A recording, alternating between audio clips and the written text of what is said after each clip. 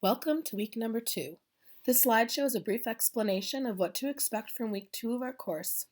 I'll explain the week's assignment and also introduce you to the final assignment, which is due at the end of our time together. Flashback to week number 1. Our group we have made already lots of great connections so far. I can tell that this group has a passion to do what's best for students in literacy and be a support system for the staff that services them as well. Those are essentials for becoming literacy leaders. With this kind of passion, many of our topics covered here will validate and support the ideals you already uphold. I hope you find confirmation and motivation to spread that mentality to those educators and students you surround yourself with each day. Our forums. Everyone is right on track with expressing and sharing their ideas. I'm looking mainly for depth of thought and critical thinking in initial posts as well as replies. Grading will be assessed according to the rubric.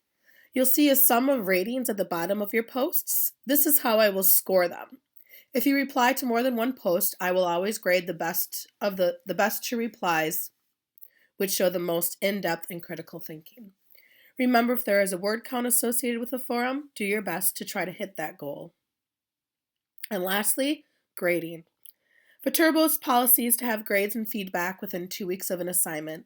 I typically will have items graded within a week, but on the chance that I don't get to it within that week, my commitment is to have it graded within 2. Feedback will be provided on reflections, journals, or written responses. If there are issues with forum posts, I will contact you via email. So far, we are off to a great start with forums, and I don't foresee that as being problematic at all.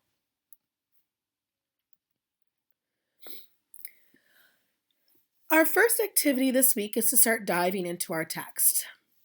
Read Chapter 1 and participate in the discussion forum surrounding 4 questions to ponder and connect to the information in that chapter. Last week's leadership reflection was all about activating your prior knowledge so that it will be easier to make connections to the ideas contained within the course. This forum for this week will be run as a Q&A forum. This format requires you to post your response to the initial question starter thread before you're able to see other posts within the forum. There is a 30-minute grace period you'll need to wait before you're able to have access to the thread in its entirety. So basically what that means is you're not going to be able to go in and see anyone else's posts or replies until 30 minutes after you have made your initial post. The initial post for this forum is due by Thursday, January 21st, and the requirement will be to reply to at least 2 other learners' posts by Sunday at midnight. Enter the forum to read the more specific details of this activity. Our next item will focus on the next 5 chapters of the text. This will be in the form of a written response, which is due on Sunday, January 24th at 10 p.m. For this response, you will want to access the link that's provided to the ILA standard of the literacy coach and reading specialist, as those roles have been redefined over the last few years.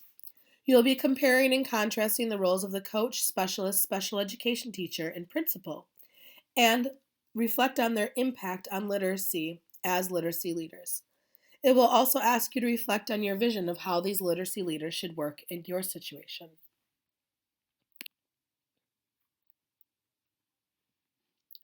Our third item is an introduction to the final assignment for the course.